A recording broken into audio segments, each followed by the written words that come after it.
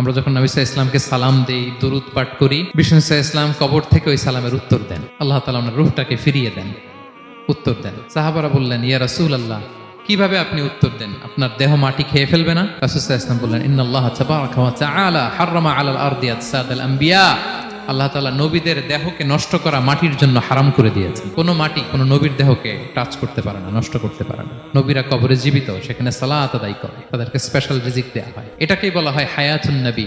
তিনি বারজাকি জগতে জীবিত, উনি উনার কবরে এখনো জীবিত অবস্থায় আছেন, হায়াতুন নবী। তবে আমরা এখন যেরকম জীবিত এরকম নয়, বারজাকি জগতের জীবিত। তিনি ইন্তেকাল করেছেন, মৃত্যুবরণ করেছেন, নিঃসন্দেহে তিনি বারজাকি জগতে চলে গিয়েছেন, কিন্তু সেই জগতে তিনি জীবিত। এবং বিষ্ণু সাল্লাল্লাহু আলাইহি ওয়াসাল্লাম বলেন, আজান শোনার পরে কেউ যদি এই দোয়াটা পড়ে, আল্লাহুম্মা রাব্বা হাযিহি দাওয়াতিত তাম্মা ওয়াস সালাতিল কাইমা আতি মুহাম্মাদানিল ওয়াসিলাতা ওয়াল ফাদিলা ওয়া বা'আথহু মাকামান মাহমুদা আল্লাযী ওয়া'আদতা।